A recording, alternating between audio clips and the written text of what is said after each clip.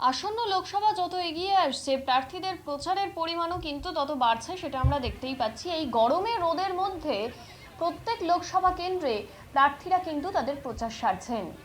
তার মধ্যে এক উল্লেখযোগ্য কেন্দ্র হচ্ছে যাদবপুর, যেখানে শাসক দলের হয়ে দাঁড়িয়েছেন সায়নী ঘোষ। তিনি বারংবারই প্রচারে বেরিয়ে কিন্তু বিভিন্ন ধরনের বাধার সম্মুখীন হয়েছেন, সেটা আমরা অতীতে দেখেছি। এবার প্রার্থীকে কাছে পেয়ে পানীয় জলের সমস্যার কথা কিন্তু এলাকাবাসী জানালেন।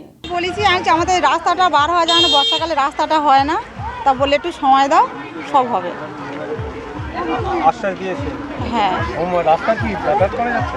যাতায়াত করে না, বর্ষাকালে একদম বার হওয়া যাচ্ছে না, মানে এতটা করে খেঁচে আঁচায় থেকে সব বার হতে হয়, গাড়ি বাইকটা এগুলো বার হতে পারে না।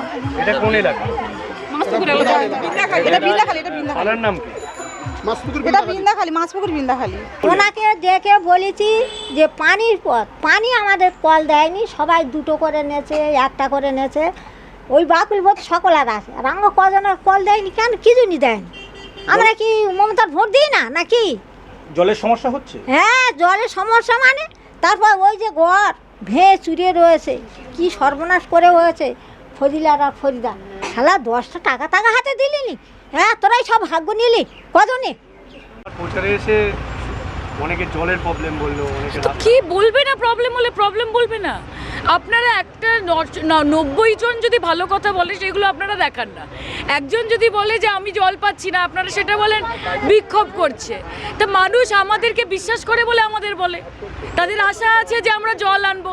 একটু আগে একজন মহিলা কি বলছেন যে আমরা জানি যে মমতাদির কোনো দোষ নেই। মানুষ যে এইটুকুটা বুঝতে পেরেছে এটাও আমাদের সার্থকতা। কংগ্রেস, সিপিএম, বিজেপি কেউ বঙ্গের মানুষের জন্য কাজ করবে না। এখন অবধি যা যা রাস্তা হয়েছে তৃণমূল করেছে, এখন অবধি যা যা জলের কানেকশন হয়েছে তৃণমূল করেছে, জলের লাইন ডিস্ট্রিবিউশন হয়েছে, পাইপ বসেছে তৃণমূল করেছে। আগামী দিন মানুষের যা কাজ হবে সেটাও তৃণমূল, কংগ্রেস এবং মমতা ব্যানার্জি করবে।